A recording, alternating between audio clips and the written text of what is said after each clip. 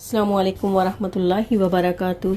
हज़रत लुक़मान की अपने बेटे को वसीयत। सूरह अल-लुक़मान आयत नंबर 13 में से देखते हैं। इन आयात में अल्लाह सुब्हानहू तआला ने उस वसीयत को जिक्र फरमाया है जो हज़रत लुक़मान रहमहुल्लाह ने अपने बेटे को की थी।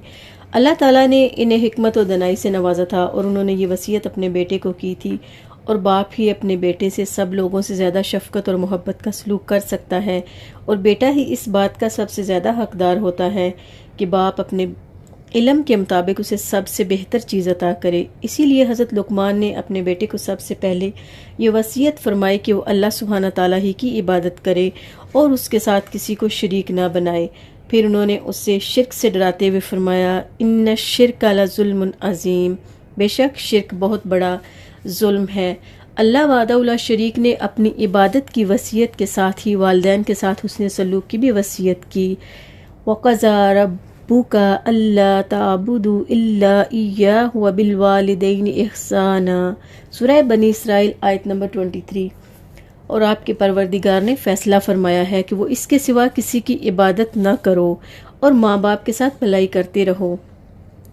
अल्लाह सुब्हानहू तआला ने कुरान मजीद के बहुत से मकामात पर इन दोनों अल्लाह ताला की इबादत और वालिदैन के साथ हुस्न सलूक के हुक्म को मिलाकर बयान फरमाया है और यहाँ भी यही बयान फरमाया है।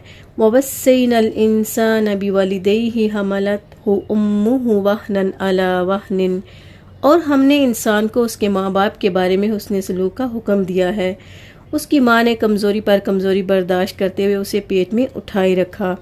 वफ़िसालुहु फ़ी आमैन, और 2 बरस में उसका दूध छुड़ाना होता है। विलादत के बाद बच्चे को 2 साल दूध पिलाना होता है। सूरह अल बकरा आयत नंबर 233 में इरशाद बारी ताला है, और माएँ अपने बच्चों को पूरे 2 साल दूध पिलाएं। ये हुक्म उस शख्स के लिए है जो दूध पिलाने की मुद्दत पूरी करना चाहे, यानी पूरे 2 साल दूध पिलाना चाहे। अल्लाह सुब्हानहू तआला ने वालिदा की तरबियत, मेहनत व मशक्क़त और उसकी दिन रात की बेदारी का इसलिए ज़िक्र फरमाया है ताकि औलाद को याद दिलाया जाए कि उसकी माँ ने उसके साथ क्या क्या एहसानात किए। सूरह बनी इसराइल आयत नंबर 24 में इरशाद बारी ताला है, वक़ुर रब्बिरहमहुमा कमा रब्बयानी सगीरा, और कह दीजिए ऐ मेरे परवरदिगार, इन दोनों पर इस तरह रहम फरमा जैसा कि इन दोनों ने मुझे बचपन में पाला पोसा। ये बहुत ही प्यारी दुआ है। जिन लोगों के वालिदैन हयात हैं उन्हें अपने वालिदैन के लिए ये दुआ करनी चाहिए, और जिन लोगों के वालिदैन इस दुनिया से जा चुके हैं उन्हें भी कसरत से ये वालिदैन के लिए दुआ करनी चाहिए। फिर यहाँ फरमाया, अनिश्कुर ली वाली वालिदैक इलैयल मसीर, कि तू मेरा भी शुक्र करता रहे और अपने माँ बाप का भी, कि तुमको मेरी ही तरफ लौट कर आना है और मैं तुम्हें इसकी बेहतरीन जज़ा अता करूँगा। और अगर वो दोनों तुझ पर जोर डालें कि तू मेरे साथ किसी ऐसी चीज़ को शरीक करे जिसका तुझे कुछ भी इल्म नहीं, तो तू इन दोनों का कहना ना मानना। यानी अगर वो इस बात की शदीद तमन्ना और हिर्स भी करें कि तू उनके दीन की पैरवी करे, तो उनकी इस बात को कबूल ना करना। यानी कि अगर वालिदैन दीन इस्लाम पर ना हो, उनका कोई और मज़हब हो, लेकिन इस बात की वजह से दुनिया के कामों में उनका साथ देने से ना रुकना, बल्कि उनका अच्छी तरह साथ देना और उनसे बहुत अच्छा सलूक करना। वत्तबि सबील मन आनाब इलैया, और जो शख्स मेरी तरफ रजू करे तो उसके रास्ते की पैरवी करना, मोमिनों के रास्ते पे चलते रहना। सुम्मा इलैया मर्जिउकुम फउनब्बिउकुम बिमा कुंतुम तामलून, फिर तुमको मेरी ही तरफ लौट कर आना है, तो जो काम तुम करते रहे हो मैं तुमको आगाह कर दूंगा। हज़रत साद बिन मालिक रज़ी अल्लाह अन्हु बयान करते हैं, ये आयत करीमा मेरे बारे में नाजिल हुई है। मैं अपनी वालिदा का बहुत फर्मा बरदार था। मैं जब मुसलमान हो गया तो मेरी वालिदा ने कहा, साद ये तुमने नई बात क्या शुरू कर दी है, तुम अपने इस नए दिन को छोड़ दो, वरना मैं कुछ ना खाऊंगी ना पीऊंगी हत्ता कि मर जाऊंगी। फिर मेरे मरने की वजह से लोग तुमको ताना दिया करेंगे और तुमसे कहा करेंगे तुम अपनी माँ के कातिल हो। मैंने कहा, अम्मा जान ऐसा ना करें, मैं किसी भी वजह से अपने इस दिन को तर्क नहीं करूँगा। एक रात दिन गुजर गई, उन्होंने कुछ न खाया और उनकी हालत बहुत ख़राब हो गई। मैंने जब ये सूरत हाल देखी तो मैंने अर्ज़ की, अम्मा जान अच्छी तरह जान लें, अगर आप में 100 जाने भी हों और बारी बारी एक एक जान निकल जाए तो मैं फिर भी अपने दिन को तर्क नहीं करूँगा। अब आपकी मर्ज़ी है कि आप खाएं या ना खाएं। मेरी ये बात सुनकर उन्होंने खाना शुरू कर दिया। اولاد کے لیے یہ بہت ہی مفید نصیحتیں ہیں جو لقمان حکیم نے اپنے بیٹے کو کی تھی، اور اللہ سبحانہ تعالیٰ نے انہیں اس لیے یہاں بیان فرمایا ہے قرآن مجید میں تاکہ سب لوگ ان کے مطابق عمل کریں۔ یا بنی انہا ان تک مثقال حبۃ من خردل، اے میرے بیٹے اگر کوئی عمل رائی کے دانے کے برابر بھی چھوٹا ہو، ہاں کوئی ظلم ہو یا کوئی گناہ اور غلطی رائی کے دانے کے برابر ہو، اللہ اس کو قیامت کے دن لے آئے گا۔ اللہ تعالیٰ اسے قیامت کے دن اس وقت حاضر کر دے گا جب وہ انصاف کے ترازو قائم فرمائے گا اور تمام اعمال کا پورا پورا بدلہ دے گا۔ اعمال اگر اچھے ہوئے تو اچھی جزا عطا فرمائے گا اور اگر برے ہوئے تو ان کی سزا دے گا۔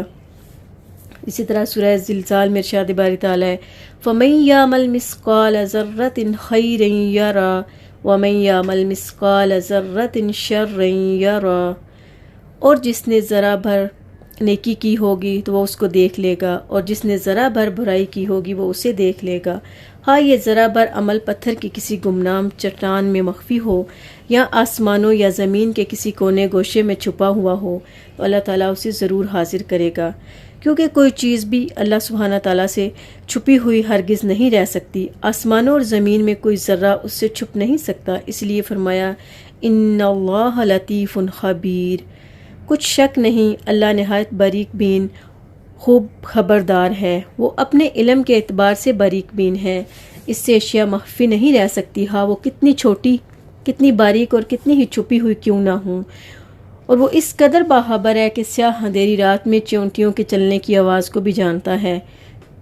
پھر فرمایا یا بنی اقیم الصلاۃ، اے میرے بیٹے نماز قائم کرتے رہنا، نماز کے حدود و فرائض اور اس کے اوقات کا پورا پورا خیال رکھنا۔ ان نصیحتوں سے پتہ چلتا ہے کہ ان کے بیٹے اتنے چھوٹے نہیں تھے، وہ اس قابل تھے کہ وہ نماز پڑھتے، تبھی ان کو یہ نصیحتیں کی جا رہی ہیں۔ اور بات کرنے کا انداز دیکھیں کس طرح وہ اپنے بیٹے کو کتنے پیار سے کہہ رہے ہیں اے میرے بیٹے، اے میرے بچے، نماز قائم کرنا اور لوگوں کو اچھے کاموں کے کرنے کا حکم اور بری باتوں سے منع کرتے رہنا، اپنی طاقت اور مقدر کے مطابق امر بالمعروف اور نہی عن المنکر کا فریضہ ادا کرتے رہنا۔ وَاصْبِرْ عَلَىٰ مَا أَصَابَكَ، اور جو مصیبت تجھے پہنچے اس پر صبر کرنا۔